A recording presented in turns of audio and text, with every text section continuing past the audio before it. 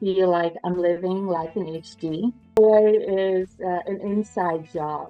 And what kept you going in those difficult seasons? Term I have to till I get to. Sometimes you just have to take bet on yourself, even when on paper it is saying something else. Hi, So, how are you? I am doing wonderful. Thank you so much for having me on. How are you doing? I'm good too. So, welcome to It Girl Diary podcast. I'm so glad to have you here. Thank you. I'm glad to be here. So, how are you feeling in this season of your life where you are running the business and just enjoying your dream life? I am enjoying every moment of it. I've reached a point of my life where I feel like I'm living life in HD. And this is really an incredible feeling because I feel like when I was building my business, the last 20, 30 years seems went by really fast. And I feel like I wasn't really tuned in to every moment of my life.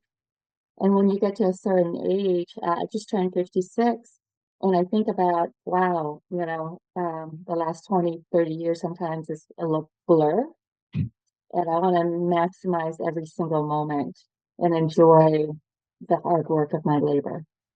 Wow, this is so good. And you have spent like 20, 30 years in building this business. But Yeah.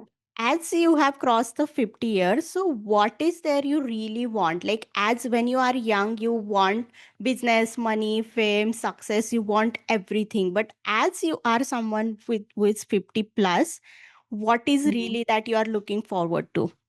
I thought I wanted money, I wanted success, I want everything you just said Right. because it's exactly what I was looking for. It took me a long time to really understand that I was looking to be happy. I was looking for joy. And for me, the difference between happy and joy is that sometimes happiness is temporary and is conditional. Joy is something that is internal and that is within. And I couldn't really identify because my friend was asking me, like, what makes you happy? What are your goals? And I realized I was just working hard and I didn't have a goal. And Wow. then when I started defining what joy and what brought me happiness, uh, it became really incredible. Wow. And when you say like joy is internal, so what do you do to get back to that joyful state? Like obviously life happens and you keep fluctuating. So what do you do to keep going back to that joyful state? Yeah. So it sounds so simple, but it really isn't. I think it's about mindfulness and meditation. And before I could not meditate because I have what I call a monkey mind. Right. So I have a monkey mind who I have a lot of thoughts and what I learned was that, we have the same repeated thoughts, about 50, 60, 70,000 thoughts uh, every day. And it's Right. just kind of like running on rinse, repeat, and cycle. And those thoughts sometimes are not very fruitful and it's really maxing, right? So what I'm trying to do is to be really mindful about my thoughts. And some thoughts are negative and they're disempowering. And what I call it now, I am actually a gardener of my mind. So Oh. the first thing in the morning, um, I'm not very good at meditating by emptying your mind. So what I do is I listen to some of the greats. I call Louise Hay. Mhm. Louise Hay can be found on your YouTube, and I find her to be really soothing, and it calms my nervous system. I also listen to Alan Watts in the morning. And I would just be in bed and listening to her, and she was really good about gratitude. And that's another thing, too. I had a really hard time practicing gratitude. And I'm not a journaler because a lot of people like to journal. Right. And you just have to find what really works for you. So I think the first thoughts that we have in the morning really changes our quality of life. If you wake up and the first thing you're thinking about is all of your work problems and all your kids and things like that. Maybe it's 5 minutes. It's like, you know what, today I'm just gonna find peace. Today, I'm Hmm. just going to look for the good in my day and Right. not look for the problems. Wow. So how long have you been meditating? Well, I've been trying to meditate for 10 years. I've only been good at it the last like 6 months. Mm-hmm. And I would get up, we do this like exercising. Right. I'm like trying to exercise, trying to meditate, trying to eat healthy. And then you'll do it and it was not consistent. And that's the whole thing. And the whole key is consistency. But also, I noticed I was very hard on myself. So allowing ourselves a little grace. And said, Mm. okay, today didn't work, but maybe tomorrow is a new day. And tomorrow is a chance for us to try better. Right. Just being gentle with yourself really works. And Yeah. when you started meditating, did you really see any difference in your business also, like how you react when you are facing any challenges or difficulties? Okay. If you talk to my sister, I just visit my sister in Toronto. I'm based in California. Mm-hmm. And, we were just talking about my evolution, right? So in my 20s and 30s, I was very headstrong. I thought I was living in my power. I had a lot of opinions. I was very intense, right? Okay. And I thought I was living into my power, and I was vocal and I was all of that. But on the flip side of it is that I felt like I was a little bit of a bulldozer where I wasn't listening. And how Mm-hmm. do you learn when you don't listen? And, really pushing gets to be really tired, right? And, I was dragging life where I thought it should be, and I wasn't flowing, and I wasn't receiving. And I was questioning that a lot because I think as most women tends to give a lot, but we don't get a lot in return. And Mm-hmm. only about 6 months ago, I realized that, I wasn't receiving. And I'm like, why is that? Is it because people wasn't giving me, or is it because I wasn't open to receive? Mm-hmm. Then I think back about like how my mom also raised us as a single mom. And she taught us to be self-reliant. And receiving for me was a sign of weakness. Wow. And then once again, I allow myself to have grace and be softer. So I think joy, uh, joy is an inside job, right? And I start softening a little bit. And when I hear about self-love, I used to roll my eyes. I'm like, oh my God, like here we go again, self-love, blah, blah, Right. blah. And I didn't understand the whole concept of it. I'm like, of course I love myself. I'd be insane not to love myself, Yeah. right? But then in my mind, I don't know if anyone listened to this and do you ever go back and you wish there was a moment? It's like, oh, I could have done that better. Mm-hmm. And maybe and all these opportunities, like I pissed away. I didn't realize like that was an opportunity. And I, and it was kind of a sad thought, but I'm like, maybe the best years were behind me. Mm-hmm. Wow. And I sat with that for a long time and it made me kind of feeling really down. And I flipped that and I said, okay, maybe this is a new era and and things are different, and after Right. COVID, our business went through quite a bit. We Mm-hmm. had a 60% plunge in Wow. 2021 and 22.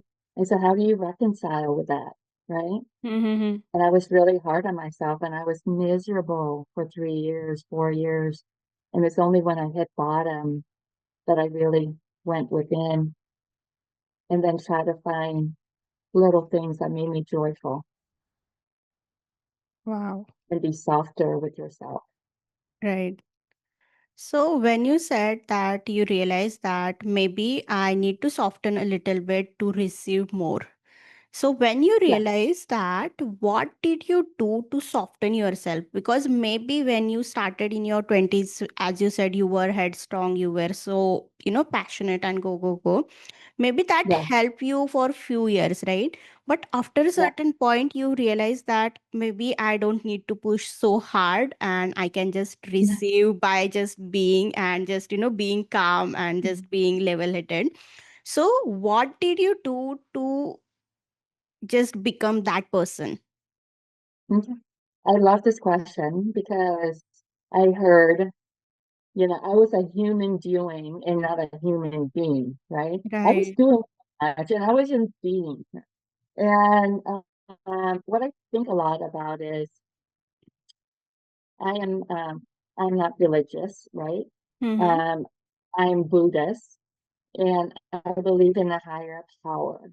Mm-hmm. So, with that being said, is that um, I don't think it's really not really a prayer, but in the morning I would wake and I said, okay, creator of all being, today Mm-hmm. I'm open to receive all the good things that are meant for me and all the good people that would help me, to live my best life, right? And I was very specific about all the good things that are meant for me because be careful what you ask for. Right. And then just approach the day with just openness, without expectation. That doesn't mean that I don't do the things that I'm supposed to Mm-hmm. do. And my business and my day is not full of less challenges, but my perspective has changed where it's like, okay, I'm open to hear a solution. I'm open to hear from my team Mm-hmm. because I was so headstrong and I was like so decisive that I was Right. not open and I didn't realize that I thought that was my superpower. Our Yeah. superpower is to listen. Mm-hmm. Correct. Yeah, and it's just to be open. And Louise Hay said, I look for love everywhere I go. And that's how I approach my day, even if it's just going to the grocery store. I was Wow. just like, I'm just looking for joy and love. And, I'm looking for joy when I do my laundry. And, Ah, like right. it sounds so corny. And if you had talked to, like, if I had listened to myself 5 years ago, I'm like, who are you? Who have you become? But I really like this version of myself. Right. It's a really good way to live, I think, because most of our life is through that mundane days and mundane things that we do every day. So majority of chunk, if you are not enjoying, you are wasting like 90% of your life anyway. Yeah, yeah. And, I joined EO with our business as an entrepreneur organization, it's nonprofit. And the few things that I learned best from EO is that we go through our day and it's like, oh, I have to do this. I have to pick up my kids. I have to cook dinner. Have to do that. So what I did is I turned my have to I get to. I get to live my life. I get to pick my kids. I haven't seen them all day. I get to cook a good meal and I get to spend time with my family. How blessed, like, how blessed is my life. Mm, wow. When I start to have to, and every time I feel like, oh, I have to do this, I'm like, no, I get to do this. Right. Because I have to go to the gym now. I get to go to the gym. How lucky I am to be healthy to go to the gym. Right. So it's like I made a video on this that like it's like a live gratitude challenge. So when things are happening, you are just expressing the gratitude and it just puts you into whole different level. Like it's way better than just sitting in the morning and writing the gratitude journal. Yeah. Yeah. And, and so talk about gratitude. I have a girlfriend. Her name is Lisa Nguyen. Mm-hmm. And I absolutely love her. We're in EO together. And she's like, oh, I love manifesting. And, I have hour of powers, 20 minutes of writing, 20 minutes of like meditation, and 20 minutes of reading, right? Mm-hmm. And I tried that and it didn't work for me. And I'm like, okay, this hour power doesn't work. I don't like to journal. And I'm a visualization. So Mm-hmm. for me, it's audio and visual. Right. And it was a really challenge for me. And so I'm like, okay, I'm gonna try journaling. So write three things you're grateful for. So every day it was so unimaginative. I'm grateful for my health, I'm grateful for my family, and I'm grateful for my business. And the next day it's like, I'm grateful for my family, I'm grateful for my health, I'm Right. grateful. Then I found this YouTube. I'm like, okay, let's get more imaginative. I'm like, okay, let's Yeah. do this. So I found 21 day uh, gratitude video on YouTube. I call it YouTube University because YouTube can be full of junk, but can also be Right. full of useful things. Mm-hmm. And she's like a 21-day challenge. And I listen to this. I put Mm-hmm. on the speaker and I take a hot shower. And she was talking about thank you for the hot shower. Thank you for my bed. Wow. I'm like, oh my God, I love my bed and I love the shower and I love Right. my coffee. Yeah. I'm so grateful for that. And it's like, and then now I'm like, every time I drink coffee, I'm just so much more where I'm like, that tastes so good. I'm Right. so grateful. Wow, this is really fun way to live and enjoy your life. This is like just next level. And I think so many listeners needed to hear this part where, you just have to be in your life instead of just doing things and go by like that. Yeah. Right. And I'll tell you, my kids, I have three beautiful children. My oldest Ryan, he's 33, Dimitri's 30, and my daughter Ava is 20, right? Mm-hmm. And I feel like when they were younger, I was like, oh man, 10 more years and they'll be 18 and they'll go to school and this and that. And Yeah. then I'll be free and I can do anything I want. Right. And in retrospect, those are like my best years. And if I had to go back, I would live it so differently. And Mm. I am a typical Asian mom. I tell them, do this, do that, study harder, blah, blah, blah. And I realized I never really sat and asked them what they wanted, how they felt, and all of these Mm-hmm. things. And just having real conversation. And I felt Right. like those years, are, that's one of my regrets. But I'm like, okay, instead of living in regrets, maybe we can do it now where I'll call my son up and say, let's go have lunch. Tell me Mm-hmm. about your life. What Wow. are you working on? Right. And so, yeah. And when you're a busy mom with young kids or you're a busy mom running a business and then supporting your husband, and then you have to cook and you have to clean and no one does what you ask them to do. It's, the struggle is real. Yeah. Yeah. In between to-do list, we just miss the living part, I guess. As you said that as a immigrant and former refugee, how did those experience help you build the business? So my quick little story is, I lived in Vietnam. Mm-hmm. I was born in Vietnam in 1975. We had this incredible civil war, and I'm from the South. We lost. Okay. Lost. And being also half Chinese, it was also a different, and in Vietnam, it's like a mishmash of like different cultures, which I Mm-hmm. incredibly love. And so when we left Vietnam, we left on a little refugee boat. It's a very harrowing journey. So we were on the boat for 7 days. Now imagine my mother Mm-hmm. traveling with six children from the ages 2 to 16 on this little Wow. boat. Oh my Okay. God. Yes, 90 feet, which is like 30 meters, Mm-hmm. 319 people. And, two people passed away on the boat, didn't make it. And then we run into the risk of like getting pirated and there's no food, there's no water. And we hope that the captain knew they were going and they can land us to shore. We landed in Thailand and we were shot at and we had to swim in the middle of the Oh night my and God. we survived 11 months of refugee camp. We applied for asylum. Then there was different countries. There was Australia, France, US, and Canada. Um, you can apply for asylum. Mm-hmm. Well, my mom's first choice was USA, and they said, well, there's no way you can support six children being a seamstress, right? Mm-hmm. She was seamstress by trade, but she was actually an entrepreneur. She Wow. made clothes and she had people working for her and she had a factory Mm-hmm. and she had a retail store. But she didn't know how to really communicate all of that. And so they said, well, you can't come here. You can't come here. And then she's like, okay, the closest country is Canada. And so we were sponsored by Catholic Church, St. Patrick's, Mm-hmm. in Burlington, Ontario. And yeah, so for a few years, I was Catholic. We went to church every Sunday, and it was really an amazing experience. And I'm so grateful for every day. Mm-hmm. And it's about coming to a little town where there's no people that looked like you. This is 1980, and there may be one Wow. or two other family that were Asian.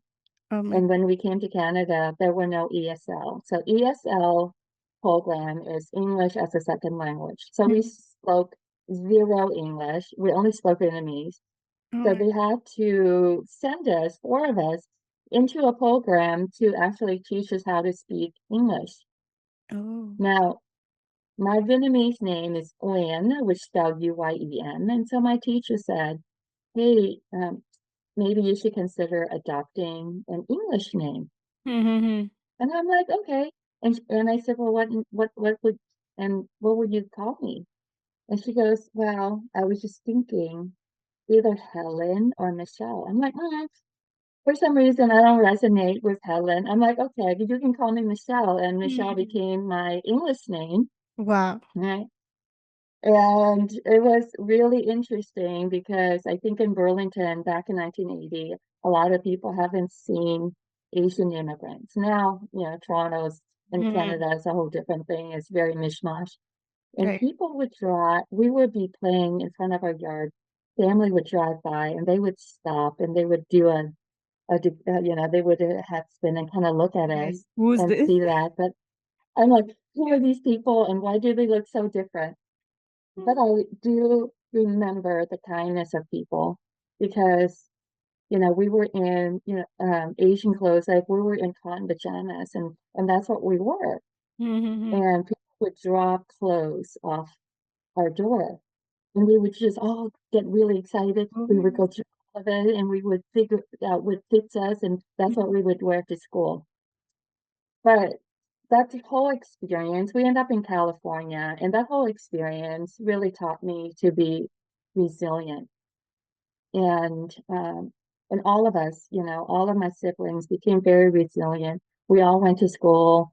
We built our own lives. We teach our children. And sometimes I feel like my children, I told my kids, I said, being born in the US or being born in a first world country is such a blessing, Right. right? And they don't see, and maybe they don't feel it because they don't have that experience as I do. And sometimes I feel like this generation, they have different challenges, but Mm. they don't have the same challenges as immigrants coming here and really have to learn the language and to create a pathway. Right. And that what made me so strong and so resilient. Wow. And so the way I look at it this way, whether you're an immigrant or whether you are born in and you're living, in a first world, second world country, the way I look at it, every obstacle is an opportunity for us to learn. Right. And I always ask, what am I supposed to learn from this experience? And I think this is why we are on earth is to learn and how to live your best life. And that's my thing. That's what I focus on. Wow. Your story is really inspiring, I have to say. Like the way your mother raised you all with just, basic knowledge, no language. It is really inspiring. And what kept you going in those difficult seasons? Like maybe you learned it from your mother. I would really love to hear that. I think being immigrant and watching my mother working 12, 15 hours a day, right? When we came to the US, she had a sewing factory. So we had a lot of employees working with us, but it was really low wage and very low, I Right. used to say low profit margins for a lot Mhm. of effort. Yeah. And you learn from your parents. I'm like, I don't want to do that. I want to make money. I want to make money. I want to create a business Hmm. where it's not just exchanging your hours for, exchanging hours for dollars. Mm-hmm. But I also want to make some changes, right? And so it started developing really young that, I do want to live this American dream. So Mm-hmm. how do I do it? And I had, I was in fashion for a while And then I tried many things. So I didn't end up in cosmetics because I never thought, oh, I'm going to have a cosmetic company. Back in 98, it was just one of those things. Mhm. I literally fell into this business. And then because I had cystic acne. So from 15 to 28, I went to dermatologists. Like Mhm. they were my best friends. And I was on Accutane and I had on like these topicals. It just ruined my skin. And as a woman, like I felt like an ugly duckling. Oh. And I always felt like I was fat and I always felt ugly and I didn't feel good. I didn't feel good about myself. And so my first thing was like, okay, I want to fix my own problem. I want to wear makeup that didn't break me out. And that's like the whole Mhm. inspiration behind Imani. I want to make products that are clean. And we started with one product. And back in 97, 98, we didn't really have the internet. There wasn't a lot of information around. So you kind of have to learn it the hard way. But it made me really sharp. It made me really strong. It made me to be a really good problem solver. And it made me think outside of the box. And now thinking outside of the box is me trying to use electronics and using AI. That's a Right. challenge. Yeah, I it's like have changing every day. And I'm like, I'm Gen X, and I'm like, people, you have to be calm because I am Gen X. I'm trying to use everything right now. I'm doing my best. Mhm. And sometimes I'm like, maybe I can't learn new tools. And I'm like, no, I can learn new tools Right. because we limit ourselves. I'm like, I can do this. I'm gonna learn how to use chat and Claude and perplexity, and I Hmm. can do this. Right. Just to believe that you can, it's kind of crazy because if you believe you can, you'll find ways. Right. If you believe you can't or you believe you can't, you are right. Wow. This is so cool. So when you have challenges, sometimes I just, you know, I push, right? If you're trying to do something and you're trying to do a project and you're pushing and pushing and pushing, and you're not getting what you want, what I learn is just like, okay, I'm gonna take a step back, I'm gonna take Mhm. a breather, and Right. I allow myself that space and said, okay, maybe this is not meant for me. Maybe this is training me or showing me Hmm. that I need to be doing something else. Maybe I need to learn from this experience and not keep wasting time on this thing that I can't convert. Mhm. Like, why bang on a locked door? Doesn't make sense. Maybe there's an open door right behind you. Exactly. So, first of all, you are beautiful. I mean, look at your glowing skin. S- I'm so sorry that you felt like, odd one out as a teenager.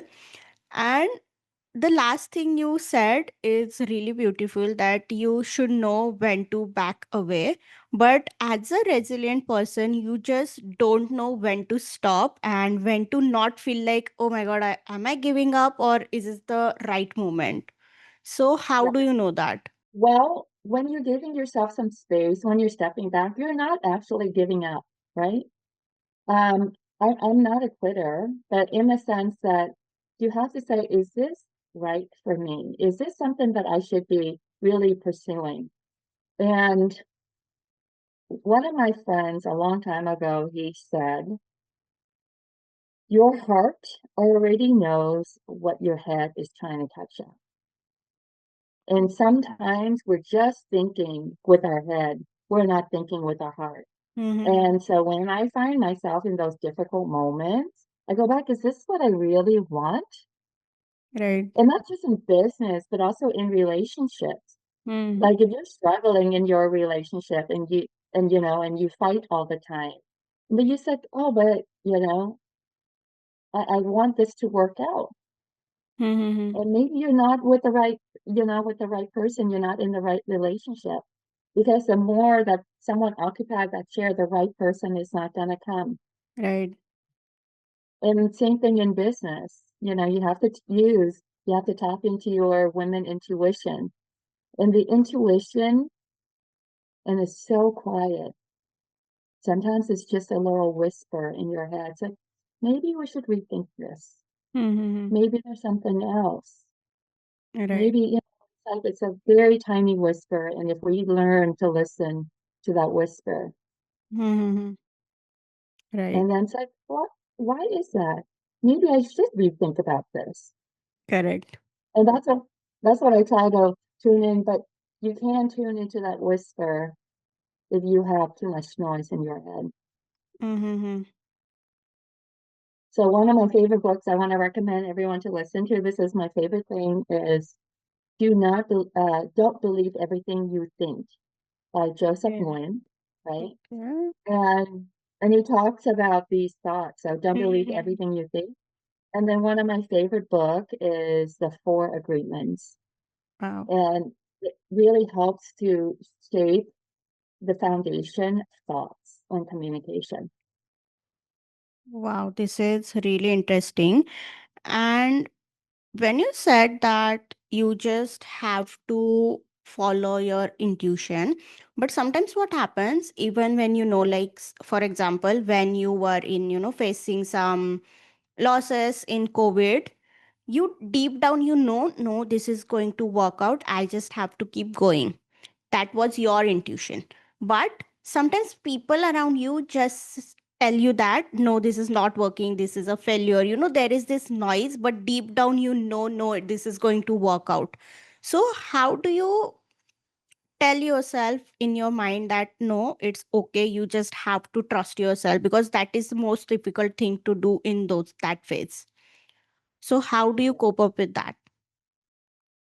So I think everyone is very different, and I think the people around you um, that truly cares about you, right? Um, Right. they want you to succeed, right? Mm-hmm. But then there are others around you that may not want you to succeed. So we have to kind of think about, I don't want to sit and think about people motives, but I think a lot about what is right for me. And sometimes I would just open my ears and my heart and listen to what they're trying to say and to see what place they come in from. Mm-hmm. And if they're saying something, and I say, tell me more. Tell me why you feel this way. Mm-hmm. Then they'll tell you. They said, maybe I see this, maybe I sense this, maybe I feel this, and maybe it's their own fears that are that they're projecting onto you. And so my biggest thing is tell me more. Living in a place of curiosity. Mm-hmm. Tell me more about why you think this way. I want to hear what you have to say. Mm-hmm. Right. Because before I listen to respond, and now I listen to understand, because I want to understand what you are actually trying to say to me. And then I would think about, is there any validity in what they're saying, right? Mm-hmm. And and is that something that I should explore further? Then I go inside of myself and I'm thinking, how do you feel about that? Right. I think about, in evaluating if I'm a place of love Mm-hmm. and honesty, even if it's a project, and it sounds weird because the project you should be using your psychological, like your, the intelligent parts of your brain to Mm-hmm. analyze it, right? The Right. analytical part of your brain. Mm-hmm. But there's also if everything, if you analyze and everything lined up, but if it doesn't feel right in your heart, you're like, yeah, it doesn't feel right for me. Then I think take a moment and think, why does that not feel right for me? Mm-hmm. Sometimes a shut door is helping you to prepare for something bigger. Wow. So sometimes you just have to take bet on yourself, even when on paper it is saying something else. So, do you have any examples? Like, so many of my listeners are like young girls. So, do you Mhm. have any examples where you just, on paper everything was right, or maybe it was wrong, but you just went into other direction just because your heart said it? Well, if you're okay, there are two things that I would love to share from my Mm-hmm. vast experience. One is when it comes to relationships. Okay. Wow, this is the best In part. re- in relationship, we have this urgency, right? We have Mm-hmm. this urgency. We're in our 20s. and we're finishing up school, or we're in a, we're like, okay, I need to find somebody. Mm-hmm. And after I graduate, I'm gonna maybe, get a really great job. And then my clock is ticking, and if I want a family, I gotta find a man. I Right. gotta find somebody, and I gotta get into a relationship. So you already built this framework, and then you're trying to fit, these people into this grand plan of yours, right? Right. And he's great on paper. He looks great on Mm-hmm. paper. And you're like, wow, like he got a great job, he's doing this, and he's, averagely attractive, and I think I can build a really good life, and we'll, have Mm-hmm. this life. Yeah. But it has to be something that's moving inside of you. It has to be like Um, that connection, right? Sometimes we look at the resume and then we think that's great, but we don't look at that. Does that person create a spark and a joy? Do I hmm. feel like a truly deeply connection, right? And it's hard to say when we're young, we're in love. And in that in love, being in love is like insanity. You can't even see straight. Yeah. That is so true. And sometimes you're just like, okay, all right, I get it, I'm in love and Uh, all of that. And it's hard to see straight when you're in sanity, but when you're young, it's okay to make mistakes. But mm-hmm. when you're not in love and you're trying to fit that person into a mold, long-term happiness is going to be a challenge Mm-hmm. because I did that with my first husband, where I'm like, wow, like he loves me so much, and he's like pursuing me so much, and Mm-hmm. that he was talking about this grand life that we're gonna live. He's just promising me the world, and I'm like, okay, that sounds really good because I could do that. I could use that. I would love to be a Yeah. stay-at-home mom, even though I'm a very strong Mm-hmm. independent. I came from a broken family, so I want that. And Yeah. so he turned out to be, excuse, a, a narcissistic a-hole. But I was too young to identify that, Yeah. you know, because he was like strong and just had conviction. And I'm like, great, I'm a woman. I want you to lead me. I want you to, help me, and I want to do Mm-hmm. this. But I didn't understand that. And so when we got married, and my two boys are from that marriage, I left when my son, I knew that when I was pregnant with my second one, I'm like, you can't stay here. So as soon as he was one, it was very difficult because I was Mm-hmm. broke, Oh my God. right? Thank Mm-hmm. God I have my mom. I left. I'm like, this is not my life. Mm-hmm. And so, you know, pay attention to inside of you, because inside of me it's like, this doesn't feel right. It sound right, it looks right, but it doesn't feel right. Right. So I think that's a really classic example of like tuning into that. And the same thing with, it's hard to say when it comes to your job and comes to your career. Mm-hmm. When you're young, you're getting out of school, and I would say school of hard knocks. You kind of have to go through a couple of rough, tough rounds to really Right. build that resilience, right? Yeah. Yeah, Yes. you're not being challenged, right? And resilience, when you build resilience, and you may not find your dream job, Mm-hmm. the first three jobs in your career, but it's going to help you fine tune what you want and what your strengths are. So when you're in your boot camp phase, Yeah. learn as much as you can and say, what am I to learn from this? And then just write it down. Wow. Dealing with difficult people, how to motivate my team, how to make my voice heard, how to, do all of these different things, all these Mm-hmm. obstacles in your job, and dealing with narcissistic boss. Right. And understanding that is going to help you prepare for your own leadership. Mm-hmm. Wow, this is just so interesting. Like, and what you said, it's just so spot on when it comes to relationship or even the career, that when we are in that situation, everything is just so blurry and you can't see what is right, what is wrong until it's too late. but Yeah, just being aware and just being open to what your heart is saying is just so important. And yeah.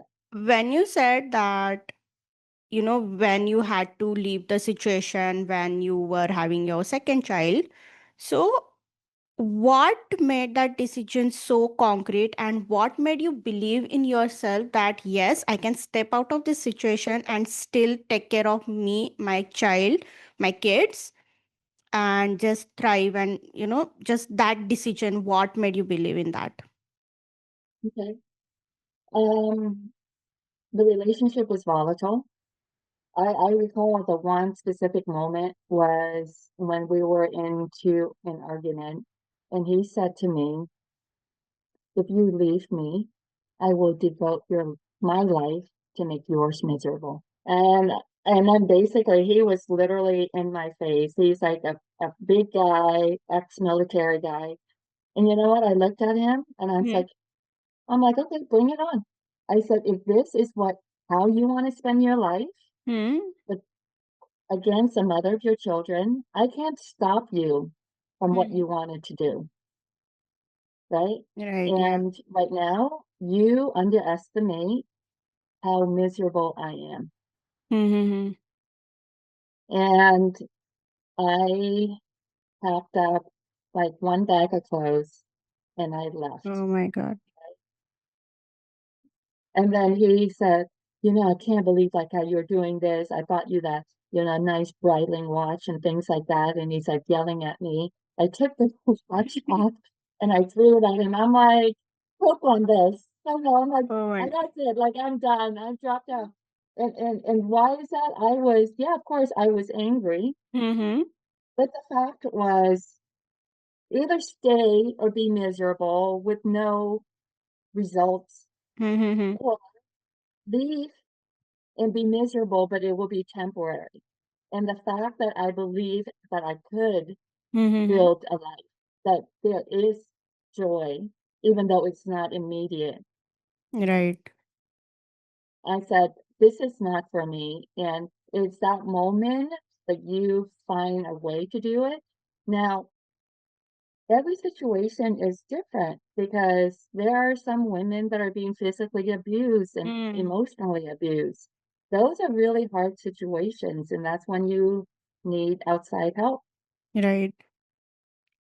And I'm so sorry that this you had to go through this. I think no women should have to go through this phase of their life. And from that point, where did you find that purpose and the promise that I am going to build the Imani and I'm just going to keep going?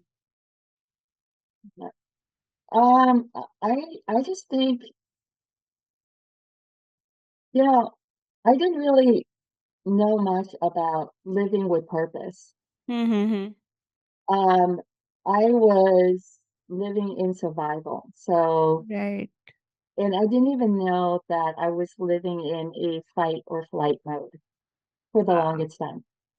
Okay. Right. When people say, "Oh, you're living in fight or flight," and I'm like, "What do you mean?" Yeah.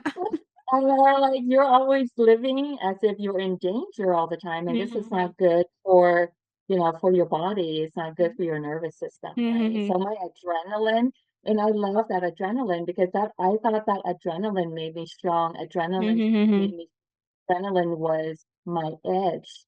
Right.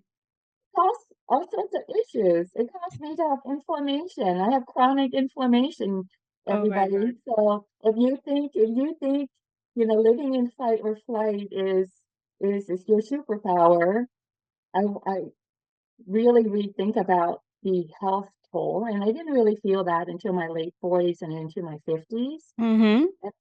And, like digestion, inflammation, chronic pain, like all of these things takes a toll. Right. And all that stress is not good for your heart, it's not good for your mind, it's not good for your body. Mm-hmm. And people ask me, so what is your beauty secret? I'm like, yeah, skincare really great. Skincare helped, and that topical thing. Hmm. But sleep, prioritize sleep, right? And it's hard for young moms, right? And it's hard for Yeah. when you're going through menopause, right? Yeah. Yeah, so prioritize sleep. It's okay to nap if you're able to nap. Yeah, I used to feel guilty taking a nap because I don't feel like I was productive, right? Mm-hmm. And that's also another topic too, is like feeling productive or feeling like you should be doing something and that you're not giving yourself time to rest. Mm-hmm. Hydrate, right? Drink water. Right. And it's so easy, and I don't know why is it so hard for all of us to drink water. It took me a long time. I'm like, gosh, I should drink it, but I just down it. I don't drink it for leisure. I just All take right. a big glass of, and I just drink, as you saw on this video. I keep drinking Mm-hmm. water because I keep this 32-ounce bottle, and I Right. try to drink one of these a day. And also just eat real foods. Mm-hmm. Think about the foods your mom made you, or or just buy things that are natural and organic and eat less processed food. Mm-hmm. I don't have a love of cheese or cold cuts because, it has a lot of preservatives and, cheese, my body doesn't like it. And just figuring out what your body likes and just be kind Mm-hmm. to it. Right. That really helps. That really helps. It has to start from within. Mm-hmm. And then you work on your heart and then you work on your mind Yeah. and open, hello, receive. Mm-hmm. And when you said you were in survival mode for so long, so when you are in that fight or flight mode, even the things that you said, like just sleep, eat better, those things feels like a taunting task. So how do you manage to teach yourself that yeah, it's okay to be calm, you are safe right now? So and this so many women faces this, but they are not aware that what is happening underneath. So how do you teach yourself?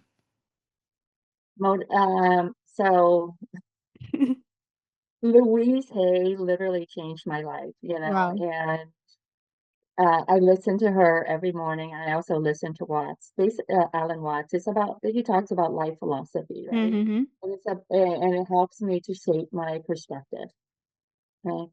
So that's how I start my morning. And I can tell you right now, Hmm. I've been doing it only consistently the last 6 months.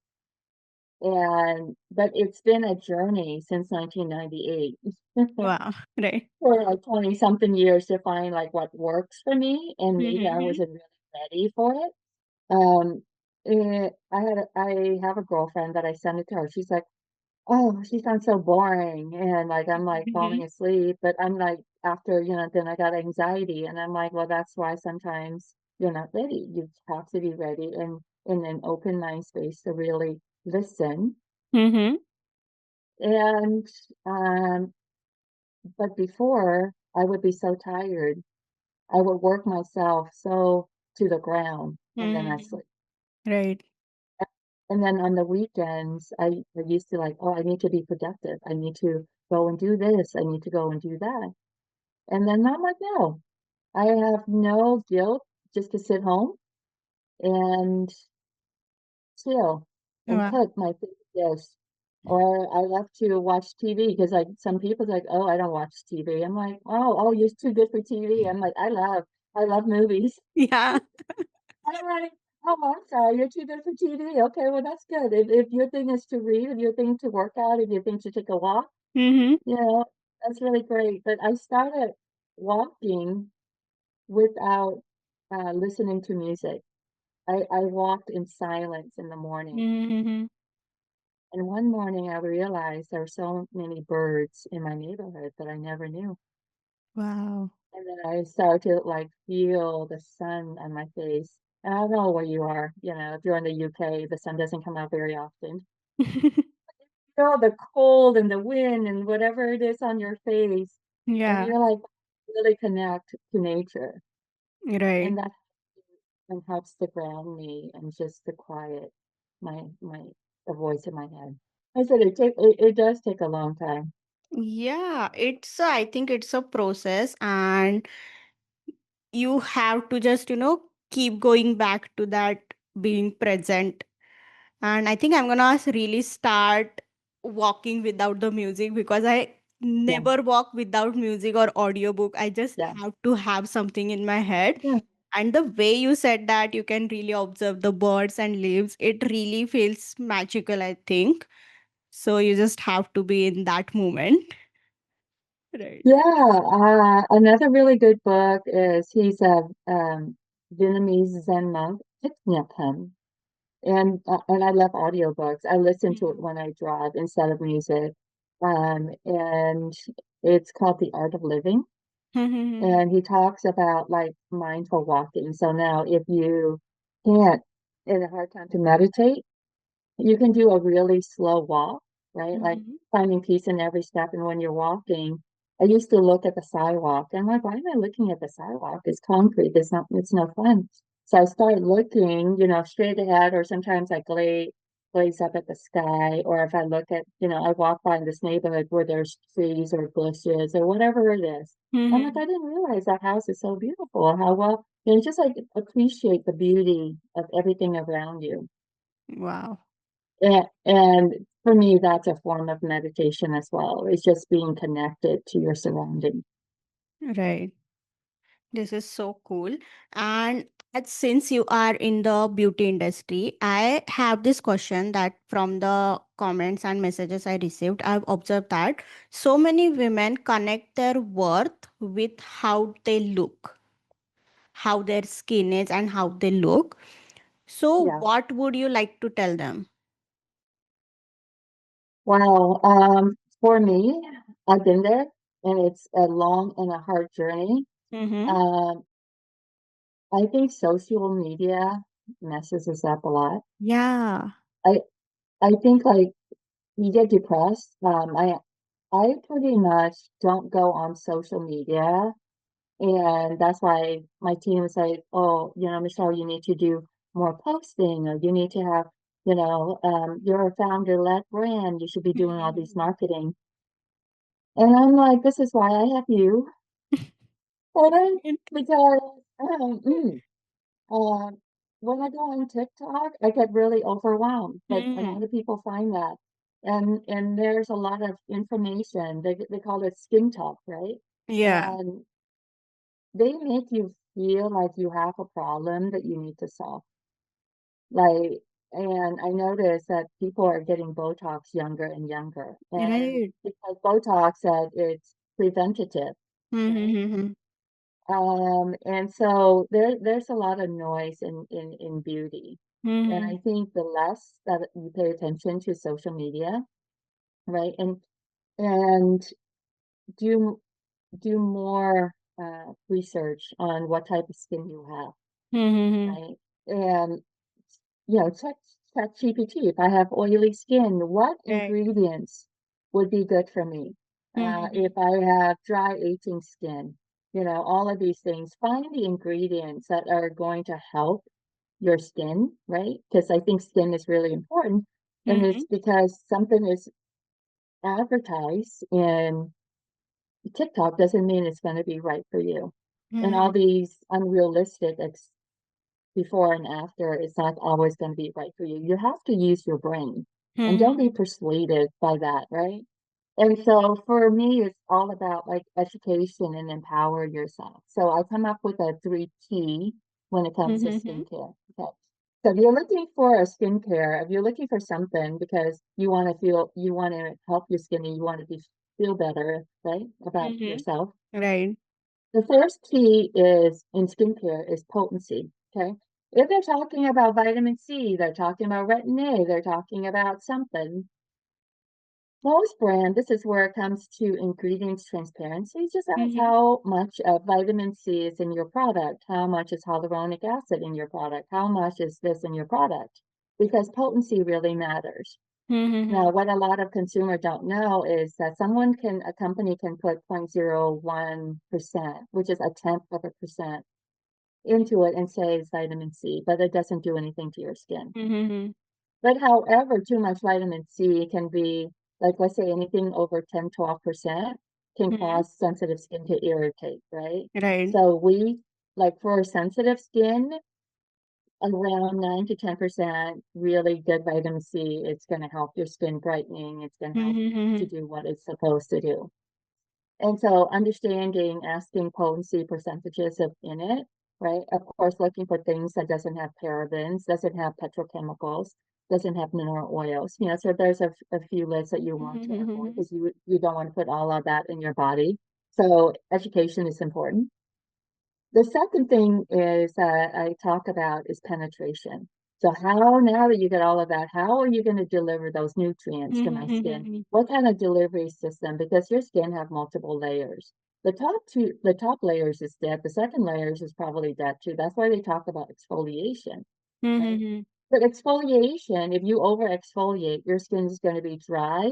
If your skin is dry and tender and red all the time, and Mm-hmm. you're using an exfoliator, you're probably, you over exfoliating, or if you're Mm-hmm. using something that is too dry and too harsh for your skin. And so you have to understand how we're going to deliver those things. And so with us, we use biofermentation. So we work with a lab that has 13 different patents. And Mm-hmm. what they do is that they take raw materials. So imagine like ginseng, right? In Korean beauty and in Asian culture, ginseng is longevity, right? Okay. And so that's a particular ingredient that we use in the Miracle Super Serum. And we take the ginseng compound and we put Mm-hmm. it in with a lactobacillus, and it's a through fermentation process.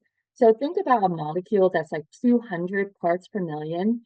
We can break it down to 2,000 parts per million. Right. What that means is that it can absorb faster and better, and you can Mm-hmm. use like a lower percentage because now you have a delivery system that can actually absorb in your skin. Now, I don't like nano because you don't know what else you're delivering. So nano actually gets into your system. I just want to deliver like these nutrients to maybe the second or the third layer of your skin where the magic happens. Mm-hmm.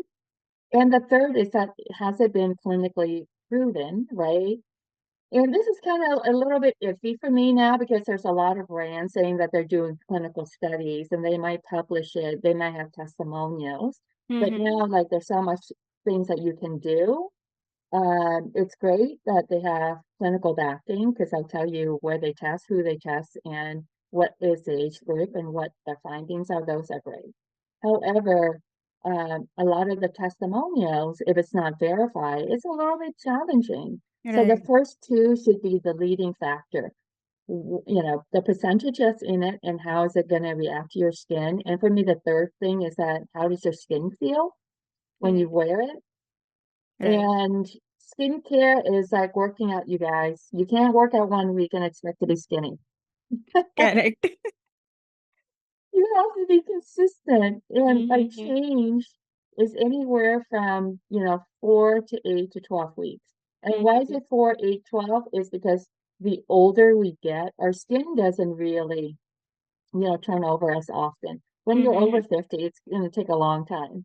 But Right. when you're like in your 20s, it may be taking 21 to 28 Mm-hmm. days, but average of 45 to like 60 days when you're over 40. Right. Wow, I think we should have a separate podcast just for the skincare because this is so much knowledge and people really need to understand this because these days what is happening, everyone is endorsing some or the other skincare product and it is so difficult to know like what is going to work for me.